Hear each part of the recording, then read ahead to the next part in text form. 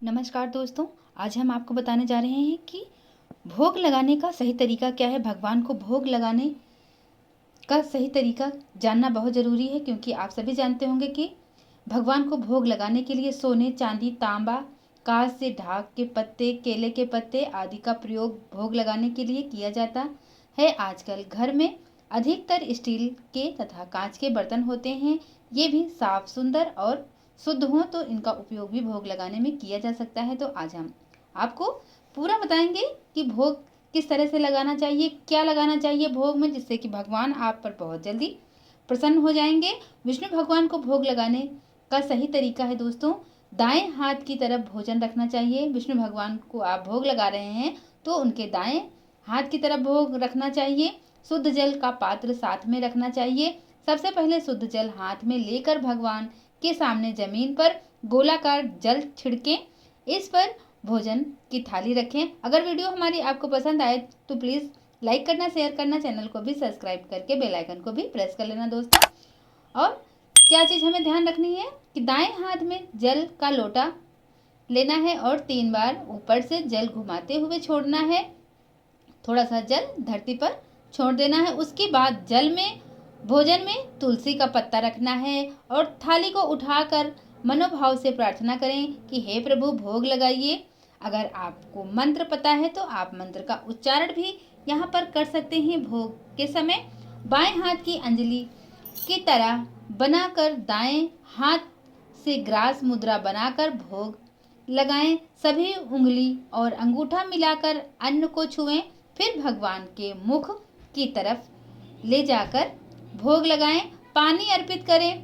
फिर कुछ समय आंख बंद करके ध्यान करें कि भगवान भोजन कर रहे हैं। इस समय घंटी बजाते हुए ओम नमो भगवते वासुदेवाय का जाप करना चाहिए। इस तरह संपूर्ण भोग लगाने से भोजन महाप्रसाद बन जाता है। इसे सभी घर वालों को थोड़ी थोड़ी मात्रा में जरूर ग्रहण करना चाहिए अथवा पूरे भोजन में मिला देना चाहिए, ताकि जो भी भोजन करे उसे प्रसाद मिल सके। इसी तरह से आप भगवान शिव, माता पार्वती, माँ दुर्गा, गणेश जी या हनुमान जी को उनका ध्यान करते हुए ही भोग लगाएं और मन में पूरी श्रद्धा रखें। ऐसा सोचें कि हम भगवान को भोग लगा रहे हैं और उनसे मन ही मन में प्रार्थना करें। इससे पहले भी मैंने आपको बता दिया है, जैसे कि भोजन आप जब भी भगवान को भोग लगाएं तो हो सके तो सोना, चांदी, तांबा, कांच का बर्तन हो तो बहुत अच्छा है दोस्तों। इसी के साथ आपको ये भी जानना जरूरी है कि भोग कैसे बनाना चाहिए। भोग बनाते समय मन का भाव माता पिता के लिए या बच्चों के लिए भोजन बनाने जैसा ही होना चाहिए। जैसे आप अपने परिवार के लिए भोजन बनाते हैं, वैसे ही आप भगवान के लिए भी भोग बनाएंगे। रसोई घर में चप्पल, जूते आदि के साथ प्रवेश नहीं करना है। भगवान के लिए भोग खुद अपने हाथों से बनाया जाना अधिक उचित है, ना कि घरेलू नौकर आदि के द्वारा बनवाया जाना चाहिए। समय और मौसम के अनुसार भोग लगाया जा सकता है। जैसे सुबह दूध, मिष्ठान आदि का भोग लगा सकते हैं। दोपहर में पूरा भोजन बनता है तब उसका भोग बना सकते हैं। गर्मी के मौसम में ठंडे और सर्दी के मौसम में गर्म व्यंजन का भोग आप लगा सकते हैं। शुद्धता का ध्यान रखना आपके लिए बहुत ज़्यादा ज़रूरी है दोस्तों। और यहाँ पर आप ये भी थोड़ा सा जान लीजिए कि भोग किन चीज़ों का लगाना चाहिए। आपके पास जो भी हो, वैसे आप कुछ भी आपके पास जो अवेलेबल हो आप भोग लगा सकते हैं। इसके लिए आपको बहुत ज़्यादा परेशान होने की भी ज़रूरत नहीं है। यहाँ पर आप हलवा, खीर, गुड़, मठरी, लड्डू, चपाती, पूरी, दाल, भात, सब्जी, शास्त्रों के अनुसार यदि इनमें से कुछ उपलब्ध ना हो तो खीर में थोड़ा सा घी डालकर भगवान को आप भोग लगा सकते हैं। खीर ना हो तो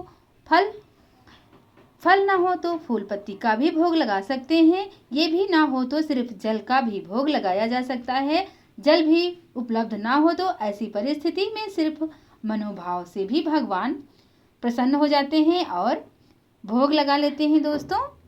तो आशा है कि ये वीडियो आपको बहुत पसंद आई होगी। और इसी के साथ हम एक चीज़ आपको और बता दें दोस्तों कि भगवान के भोग में लहसुन प्याज का बिल्कुल भी इस्तेमाल ना करें, क्योंकि ये अशुद्ध माने जाते हैं। तामसिक वस्तुओं का भोग भगवान को नहीं लगाया जाता है। भगवान को भोग तो सभी लोग लगाते हैं, लेकिन इन बातों का ध्यान रखना बहुत ज़रूरी है। तो ये वीडियो आपको कैसी लगी मुझे कमेंट करके ज़रूर बता देना दोस्तों। हम फिर मिलेंगे नेक्स्ट वीडियो में। Thank you.